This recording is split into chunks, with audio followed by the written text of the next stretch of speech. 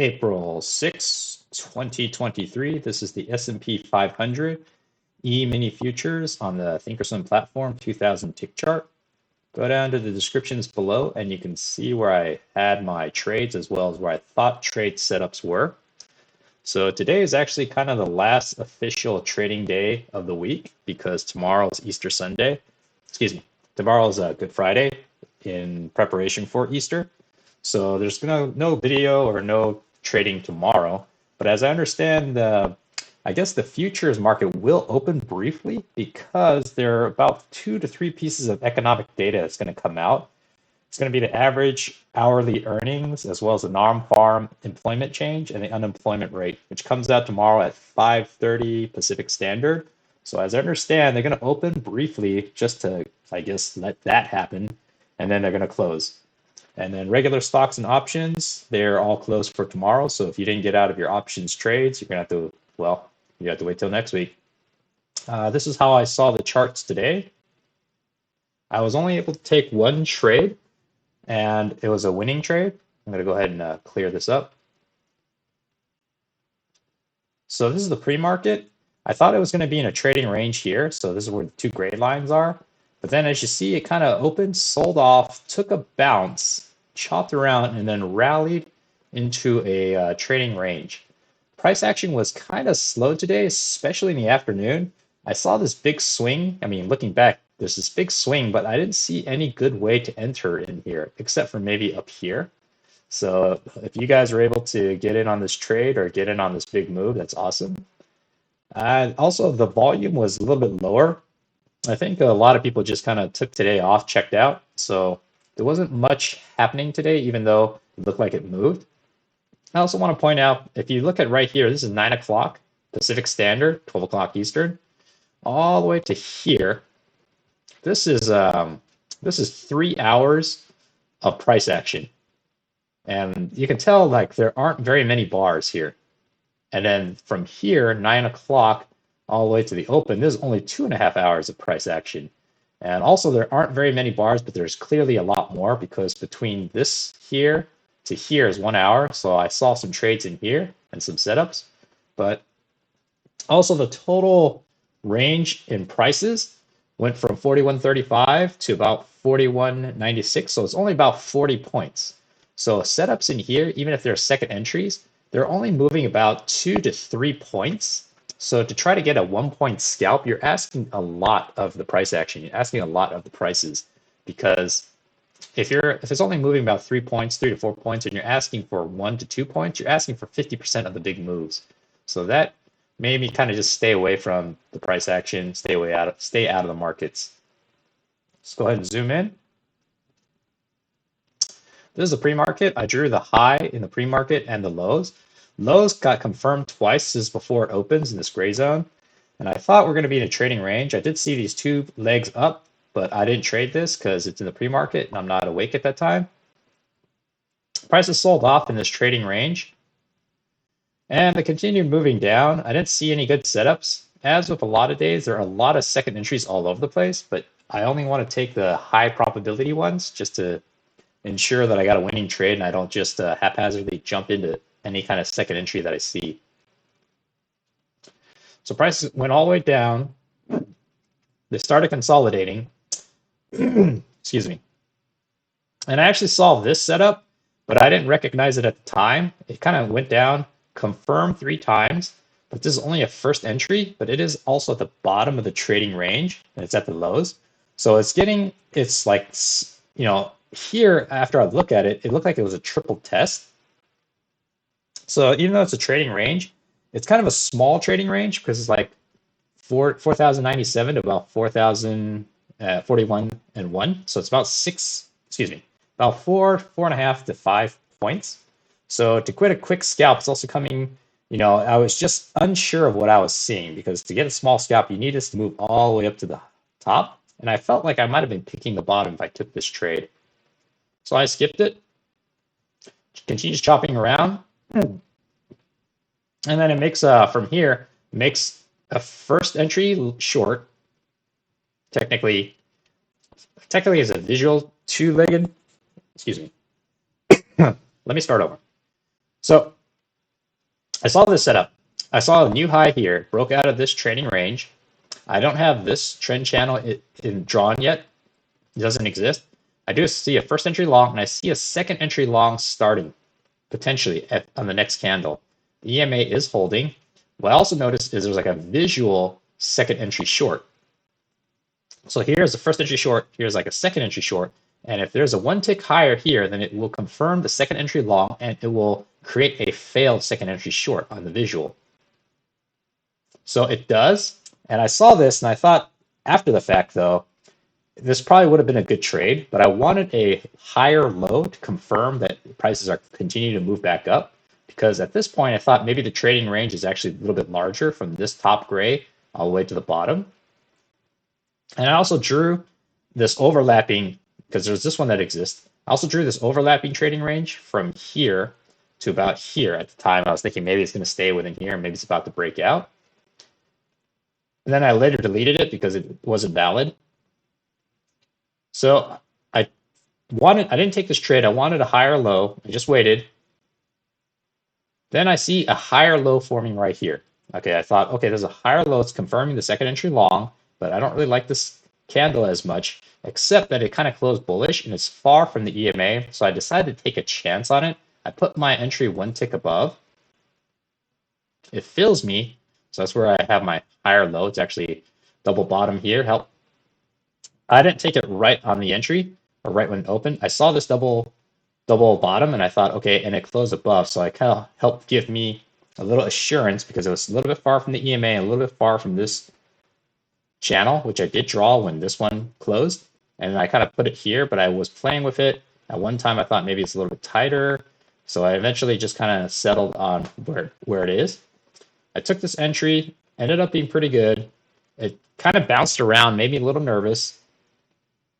I kept to my rules, didn't move the stops. And then when I saw this new high, first entry long, second entry long, and it finished up here, that gave me a lot of confidence that the trade would work, because this is kind of like a second chance for you to get in. Except I wouldn't have gotten in on this candle if I didn't already get in here, because this isn't a very good signal bar. This is already testing the tops of this previous high, and it's a little bit far from the EMA. Maybe if this came down and touched this bottom channel, I might have felt okay taking the trade, but I was already in it, so it just gave me a little bit more reassurance the trade probably is going to work out. Goes up, and I was able to get a runner. The runner gets stopped out, I think, on this candle. There's only one trade, so I'll go ahead and just pop it out, so it shouldn't take too much time. So right here, yeah, I entered my trade here, and then I was able to get out here, and then my runner got stopped out right around 10:25, so right here. So that was my one and only trade. And then I just started to continue watching. Prices continue chopping around. It kind of enters this trading range. And at one time I did have where this dotted line was. And then later I expanded it down here. I see a new low, first entry short, second entry short. Now the second entry short is, I think, like so-so, because the signal bar, which is technically this guy, isn't very good. But the trigger bar, which is this red guy, envelopes this signal bar. But I kind of wanted to bounce off the top of this trading range.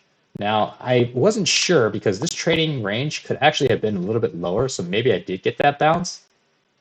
But then I would doubt and wonder if all these overshoots are kind of too much. So I thought maybe it's actually kind of up here. And I wanted, at the time when I saw this, I thought, well, I wanted to push up one more time to touch it.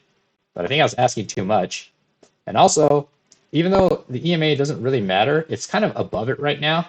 So I wasn't sure of all those kind of coming at me. I didn't know in real time if this was going to be a valid entry or not. So I just kind of skipped it and left it alone. Turns out it would have worked for a scalp and then probably a runner. And then when it came down, broke through, I still had my bottom of the trading range kind of cutting through here, where the horizontal gray line is of my crosshairs. And then it breaks out, comes back, kind of makes a failed breakout, but then makes a failed breakout pullback, I'm thinking. And then it continues going down, and the EMA is holding. When this closed, that's when I dragged it down from where this dotted line was, about right here, dragged it down to here. Confirmed a third time, but not very clean for a triple test. and prices continue chopping sideways, and then it starts moving up. And so when this closed, I drew this channel and I just kind of put the top here. And along the way, of course, I have these shortened trend channels. Prices continue moving up, touches the top, so it gives me a reassurance that this is probably valid because I counted this as 1 touch, 2 touch, 3 touch, and then this is like 1 touch, 2 touch down here. Still moving up. I don't see any good setups. It goes into this trading range. Here, I thought I missed a trade here because I think this is a possible trade right here. So it went 1 touch, 2 touch. So this is kind of grouped together now. So you have first entry long comes up. Now, I was debating whether I count this, reset the count, and say this is all one top again, and then this would be a first entry. But in hindsight, after the trade already happened, I thought, this is actually pretty good to count as one. So I'd say as first entry long, made one push, try to push up higher, and now it's going to potentially make a second push higher. Plus, it's riding right on 2 key entry points, the ascending trend channel, as well as the EMA. Now, this signal bar isn't the best. It's kind of neutral. Had it closed up at the top, I don't think I would have hesitated. I think I would have just jumped on, counted this as one, first entry long, and then counted this as a second entry long. So it turns out it kind of was like that, and I missed the trade. And then it kind of moves up. So it looked like it would have been a good trade. Unfortunately, I wasn't on it. Had only this been closed a little bit more bullish, then I'm pretty sure I would have been on it.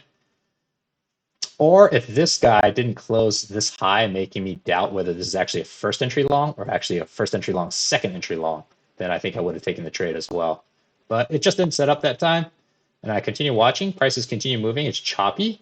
Yes, there are second entry longs here. If you say there's a new high, first entry long, and then right here is a second entry long. But these signal bars, the total range here is very, very tiny because this is 41.28 to about 41.31.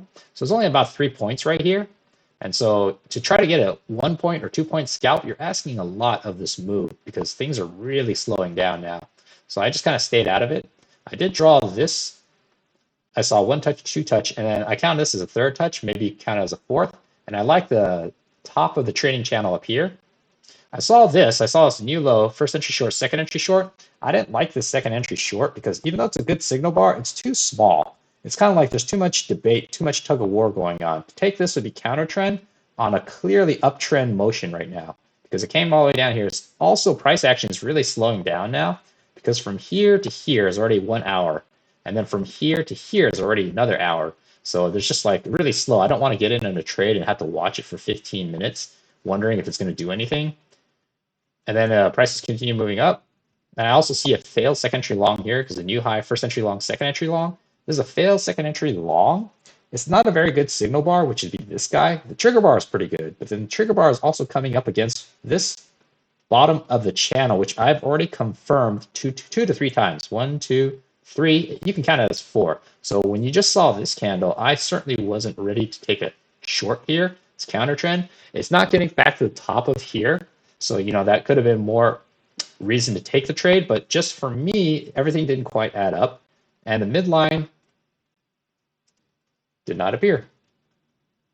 Let's just go ahead and make it bright. It's kind of coming up against the midline, so I wasn't really sure which way it was going. So the best option for me was just sit out.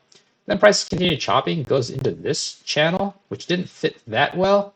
And then it kind of goes back up.